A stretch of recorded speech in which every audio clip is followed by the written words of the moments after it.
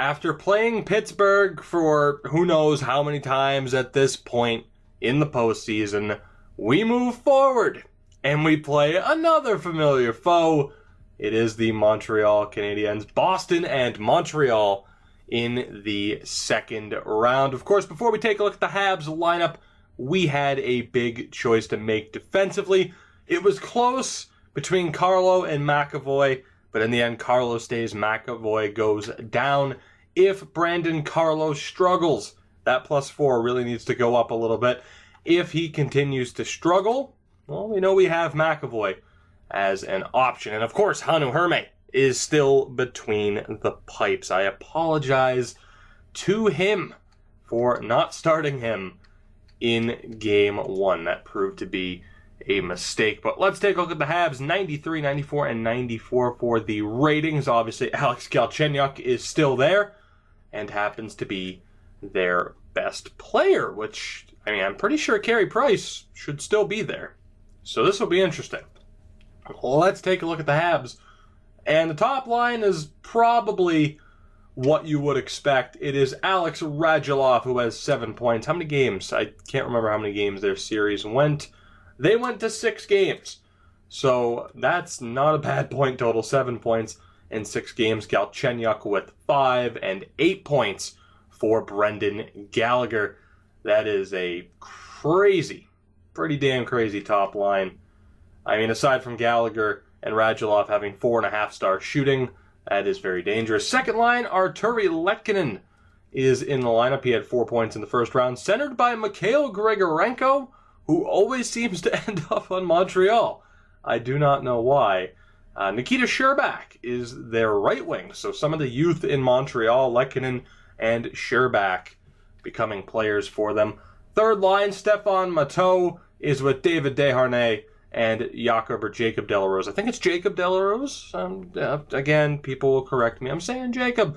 I could have sworn I heard it pronounced the other way, though. Regardless, fourth line, Jamie McGinn, Brady Gilmore. Interesting. I don't think I've saw a second-round pick in 2017. I don't know why that name sounds familiar, but it does. And then Andrew Shaw is on the fourth line. That's a well-rounded and dangerous team. And I just wanted to point out that they're a fast team as well. Nobody is lower than 4.5 stars in skating. Oh, this could be rough. Defensively, Mikhail Sergachev is on their top pairing with Brett Lernout, a name that I have not seen turn into a solid defenseman so far in this game. I am quite sure. High 7th D potential, and he turned into an 85 overall. Damn. Alright then. Carl Alsner is with Alec Martinez, and the third pairing is Jyrki Jokipaka and Lucas Bengtsson. So some familiar names there in Sergachev and Bengtsson. An interesting defense, though. I mean, you would expect the Markov to have retired, but I don't know. I'm surprised. No Beaulieu among other defensemen there. There's the other one who I cannot think of. He used to be on Edmonton. Why can't I think of his name? Oh, well, it doesn't matter. Maybe he's hurt. Carey Price is still the goaltender, had .934 save percentage. Foucault, the backup. So it's nice that they didn't go out and get Ben Bishop this time like they did in the QC series. But no injuries. Paul Byron, Jake Dotchin, and Sean Dursey are the scratched players. We are still without Joel Lampkin, but we are otherwise healthy. Let's get into this. It is time. Boston and Montreal yet again. The pressure is still on. We need to beat the Habs.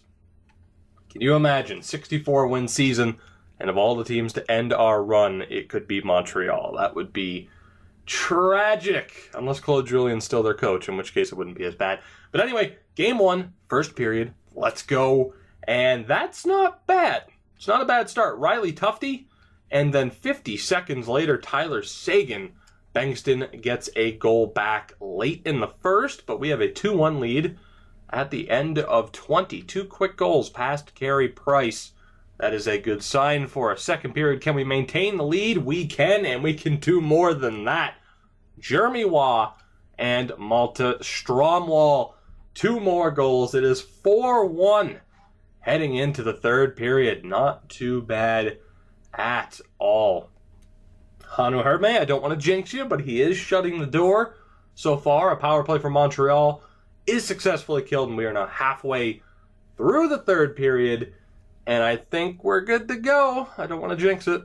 Okay, we're good to go. There's no way in 2 minutes we are blowing this. The Bruins take game one by the score of 4-1. Bankston, the only goal for them. Some big-time offensive contributors kept off the board. 33 saves for Hanu Herme, and a 2-point night for both Sagan and Stromwall. And that is a great start for us. Not too bad at all. I was worried one of those prompts at the top of the screen was going to be for another injury. That could certainly derail our chances and really screw things up for us. But the good news is nothing happened, so we get to move on to game two with the same lineup, and we can hope that when we head to Montreal for game three that we are riding a 2-0 series lead. Can we get that done, though? Oh, let's find out. First period of game two, and it is De La Rose with the opening goal. Not ideal. Second period, can we get it back? And this one's over. De La Rose taking over this game. 2 goals. Martinez adds the third, and we are down 3-0 as we head in to the third period. Montreal can't do anything with that power play, but I don't think they need to worry about it. This will be a tied series as we head back, or as we head to. That is 2 straight sentences I completely botched. As we head to Montreal for games 3 and 4. DeBrincat at least ruins the shutout, but that is all we are going to get. A 3-1 victory for the Habs in game 2. Not ideal. De La Rose, Carey Price, and Martinez, your 3 stars, and that is pretty disappointing. And this is a big game. Oh my God, why? Oh, the EA gods. They are cruel. They are cruel. David Pastrnak down with an injured neck.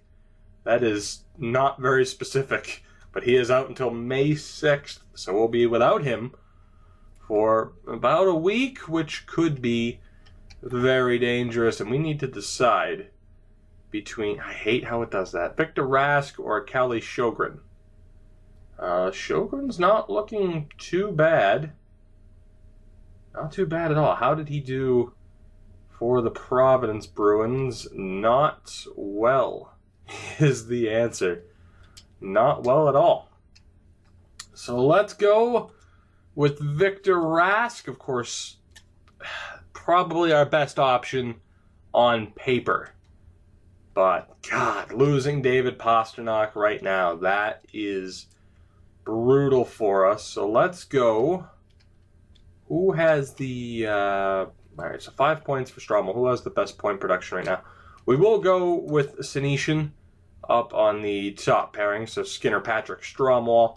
Third line will be Gurionov, DeBrincat, and Tufte? Maybe? Maybe. Tough to say. Tufte to say. God, that was awful. That was awful. What do we want to do here? Let's go. What do we want to go with? What do we want to go with? Let's go. Let's keep that fourth line together. We'll go Gurionov, Rask, and DeBrincat. And we'll see if that works out. Defensively, take a look at Carlo. He is performing even worse. Valimaki not doing too much better. So I'm going to take a little bit of a risk here. Maybe. How big of a risk do we want to take? Let's see. What do we want to do here? This is rough. We're going to play Carlo with Cholowski. If Carlo ends up as a -7, that is definitely where we have to draw the line. So Carlo needs to step up. If we lose game 3, we will absolutely make further personnel changes. Game 3 in Montreal. This is gigantic for us. We need a win. Let's see if we can get it done. First period at Bell Center, and that is exactly what the doctor ordered. Cholowski, Sagan, and Skinner 3 goals on 10 shots, and we have a 3-0 lead at the end of 20 minutes. I'm still worried. Second period, well, I mean, they could come back. We've seen crazier things. Second period, though, if we can at least maintain the 3-goal lead, I will be happy, and that is exactly what we did. We'll jump right into the third period, and Lucas Bengtsson scores almost immediately. Galchenyuk, don't do this to me. Don't you dare blow this lead. Another power play for Montreal. It's a fucking extended power play, too. Oh, my God. 7 minutes to go. We're on a power play. Can we score? We can't. And the fucking Habs have tied it. Stromwall. What is happening? What is happening right now? Oh, thank Christ. Well, that game turned around, I'd say. 3-0 at the end of one. Shut him out in the second. Very clearly, Fucale came in for Carey Price, and he shut the door long enough for them to complete the comeback. Bengtsson, Galchenyuk, and Shaw. But just over a minute later, a minute and 12 seconds later, Stromwall, with the game winner, Carlo of all people, adds the empty netter. And we somehow survive. Typical Bruins, blowing a lead, am I right? Man, 3-point night for Cholowski, 2 points for Stromwall, and 3 helpers for Jeremy Waugh. I want to see, first of all, the shot summary. They outshot us 16-9 in that third period. I wanted to take a look at the penalties, though. There was a high-sticking double minor on Gurianov when they had that ridiculous power play. A lot of penalties, too, in the first period. God damn. Oh, we have a 2-1 series lead. Actually, you know what? Let's look at Fucale's stats. How many shots did he end up facing? Price was pulled after that third goal, I do believe. And then Fucale played the majority of the game with a .947 save percentage. So a very rough night for Carey Price. Fucale, though, looked like he was going to save the day for the Habs, but we sneak away with the win. Apparently Clayton Keller's injured. We're going to have to take a look at that, because if he's not, okay, well, or not. Thanks for that, EA. Thanks for that minor panic attack. I appreciate it. We're moving on to Game 4. We did walk away with the win. Carlo got the empty netter, so he lives to see another day in this lineup. Can we take the 3-1 series lead back to Boston? Let's find out.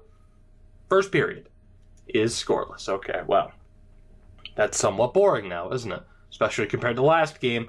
Second period, still scoreless, and this game's going down to the wire, so let's do it. Third period, what will happen here? First goal could very well be the only goal and the eventual game winner, and it's Stefan Matteau that scores. Oh, God, and it's Radulov. This one's over. This series is far from over. Jeff Skinner, we still have a chance? Please? Maybe? Damn it. Carl Alsner scored. 3-1 final. Matteau, Radulov, and the empty netter from Carl Alsner. And the Habs aren't done yet. Carey Price bounces back. 27 save performance from him. And we have ourselves a tied series. It is essentially a best of 3 at this point. Pasta, will he be fully healthy? I don't believe he will be.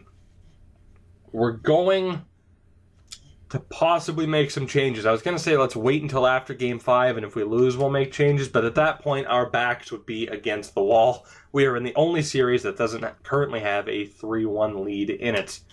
But let's take a look. Point total-wise, top line's looking okay. Second line's looking okay. Gurianov's been disappointing.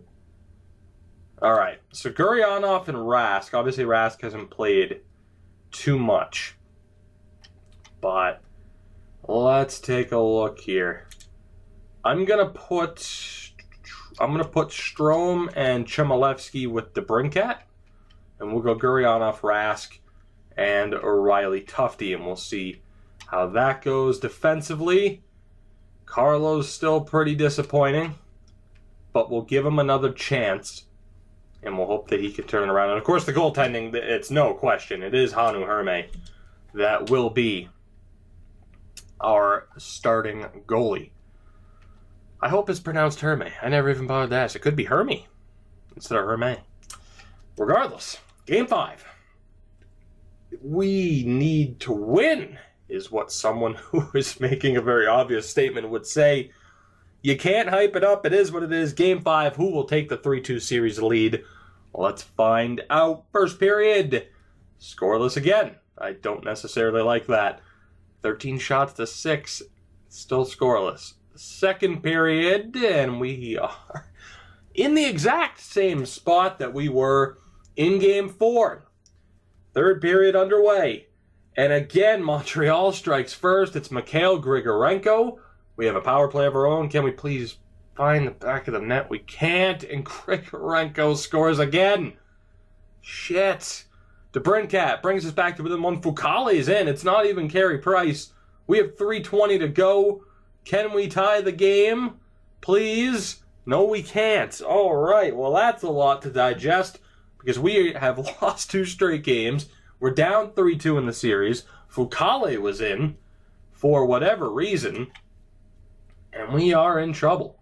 23 saves for Fucale, 32 for Herme, and 2 goals, of course, for Mikhail Grigorenko. Let's see. Did Carey Price start? That is the question. He did, and he had to have been injured. He had to have been injured. There's no other way. Now, whether or not it will be for one game or he will miss the next game, we have no way of knowing until we get this underway. But, yeah, we're in a bit of trouble here, aren't we? Our backs are against the wall. David Pastrnak will be back in the lineup. The Florida Panthers have already sealed their spot. 5 games is all it took for them to dispatch of the Carolina Hurricanes. All right, so what do we do here? I mean, it's going to have to be Victor Rask that is dropped, of course. And Carlo might be going. I mean, Lampkin's not fully healthy, unfortunately. So let's go with Rask.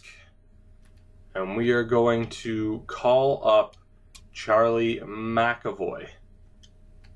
Now, the problem is we're going to go best lines, and it's going to put Lampkin into the lineup, most likely. Now, where's Carlo playing right now? That's right, it doesn't tell you like it used to. Okay, let's get... No, we have to go best lines, because then it'll put Pasta on the power play. God damn it. Let's just go best line. Nope, fuck. EA, thank you. Thank you very much. So let's... Oh, what do we do here? What do we do? Strome has 3 points. He's a -1. Chmelevski has 2 points. He's a -1. 2 points for Tufty. Stromwall's doing okay. Guryanov still isn't doing much. We'll reunite these lineups, and we will hope that they can get it done. Now, we have to take Lampkin out of the lineup here. Let's replace him with McAvoy because they are much more similar, and then we'll scratch Carlo for Bouchard, considering they are similar. So we will go with Chalowski, McAvoy, Bouchard, and Valimaki. Sounds good to me. Hopefully this works. We are on the verge of being eliminated. Carlo obviously won't be too happy about being scratched, but it sucks, man. I do wish these games were a bit more in-depth so that you could know and that you'd have more to go off of other than plus-minus, which just isn't a great stat, as I've said a million times. But let's go. It is Game 6. This amazing season could all be for naught. Let's find out. In Montreal, first period, and it's scoreless again. We were outshot 14-5. Criminy. Second period, can we finally get on the board? We can. It is Jeff Skinner, but then Galchenyuk scores. Fucale's in. I should have probably checked the injury report, but we know for sure Fucale is in. It's a goal apiece. That sets up this third period. Let's go. Our season is on the line. Will it end here, or can we force a Game 7 back home in Boston? We are halfway through the third period without a goal still, please. Patrick, Sagan, Pasternak, Skinner, all of our offensive talent. Theodore, Waugh, can somebody score? We are going to overtime. Let's do it. Season on the line. We have a power play that we can't do anything with. Montreal has one of their own. We kill that off. Oh my God, this is absurd. Halfway through overtime. Please, somebody that we're paying a buttload of money to, can you score a goal? Thank you, Riley Tufte. You're not exactly the highest paid player on the roster, but we do live to see another day. We have forced Game 7 with 1:40 left in overtime. Riley Tufte gets the goal. Wow. I would hate for that. Well, I wouldn't hate for that to happen in real life, but man, that would be rough to sit through.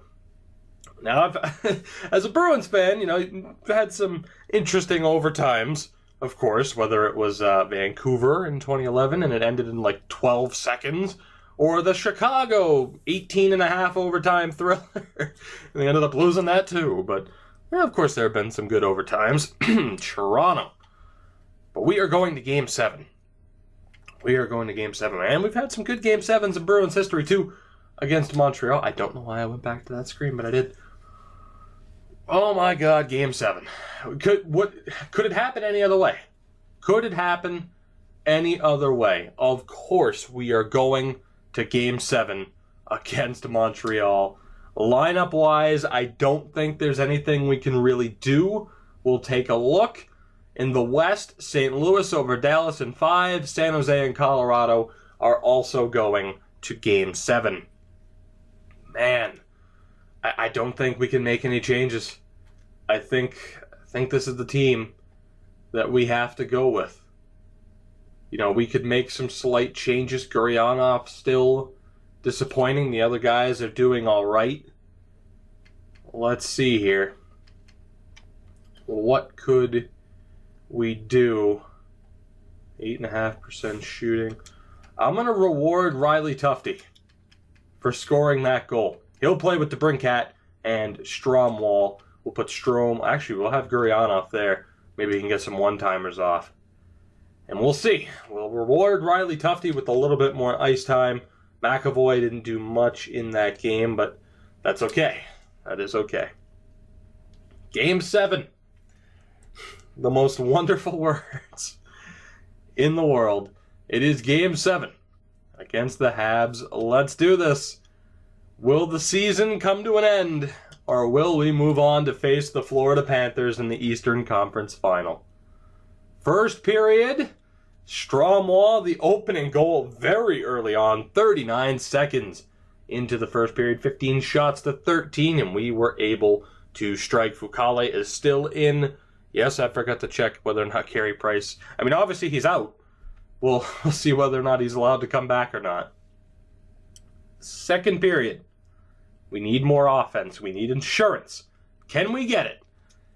Stromwall made it 2-0. So 2 goals for Stromwall. Galchenyuk cuts into the lead. We have a 2-1 lead heading into the final 20 minutes of regulation. Pretty close in shots, but Stromwall has taken over. Third period. Can we hold on? Cholowski with a power play goal to start. That will help tremendously. 3-1 with 12 minutes to go. I'd really prefer a fourth goal to cap this game off, but it's looking good, and there it is.